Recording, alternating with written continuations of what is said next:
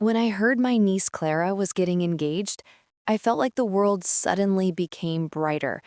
After her parents died in that terrible car accident, she was all I had, and I was all she had. I raised her like my own child. Every scraped knee, every nightmare, every tear, I was there. I worked double shifts at the diner just so she could go to a good school.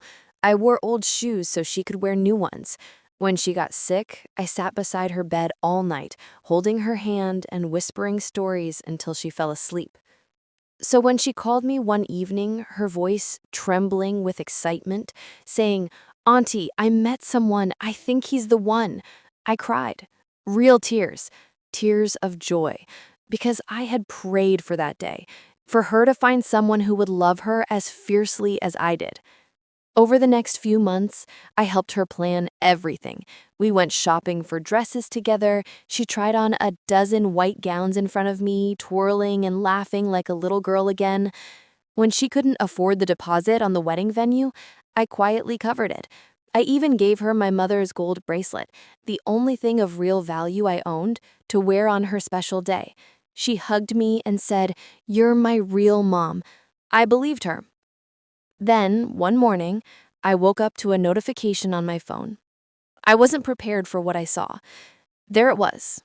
Clara, in a long lace gown, standing beside a man in a navy blue suit, both of them smiling like a postcard.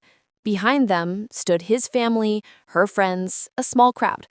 Laughter, champagne, flowers, everything. But I wasn't there. I scrolled through every photo, every video. Her husband's mother adjusting Clara's veil, his father giving a toast, her best friend crying during the vows. But no sign of me. Not even a mention. My hands were shaking when I called her.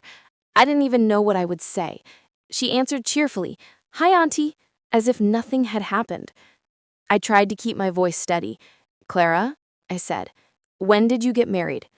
"Oh, it was just yesterday," she said, her tone light, casual.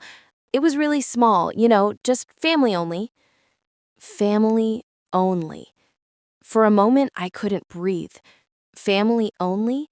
I was her family before she even knew what the word meant. I was the one who taught her to read, to cook, to drive, the one who stayed up late helping her with college essays, who cheered the loudest at her graduation. But now, apparently, I wasn't family enough to stand beside her on her wedding day. I hung up without saying much. That night, I sat in the dark, staring at the gold bracelet box on my dresser, empty now. I thought about how proud I'd been to give it to her, how I'd imagined her walking down the aisle with a piece of our family history on her wrist. I felt foolish, used. Days turned to a week. I stopped calling, stopped checking her social media. The silence was heavy, but strangely peaceful. I told myself I was done, that I would never let her hurt me again. Then exactly 7 days later, my phone rang. Her name appeared on the screen. I almost didn't answer, but curiosity got the better of me. Her voice was different this time, small, shaky, stripped of that confidence she always carried. "Auntie," she whispered. "He left. He packed his things and left last night. I don't know what to do. I have no money for rent, no one to help me. Please, I need you." For a long moment, I didn't say anything. I just listened to her sobbing, to the sound of her world collapsing. I walked over to the window. Outside, the streetlights flickered, and the world felt quiet, almost too quiet. For years, I had been her safety net. Every time she fell, I was there to catch her. Every time she cried, I wiped her tears before they even hit the floor. But this time, something inside me had changed.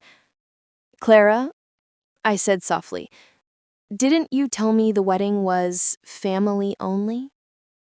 She stopped crying for a second. I could hear her breathing on the other end, unsure what to say. "Auntie, I didn't mean it like that," she stammered. "You've always been my family. You know that. Please, I need your help. You're all I have." I closed my eyes. For a moment, her voice took me back to all those nights she used to crawl into my bed after a nightmare, whispering, Don't ever leave me, Auntie. And I never did, until now. I'm sorry, Clara, but family only. Remember. The silence that followed was long and hollow. She didn't hang up right away, maybe waiting for me to take it back, to forgive her, to rescue her one more time. But I didn't. I couldn't.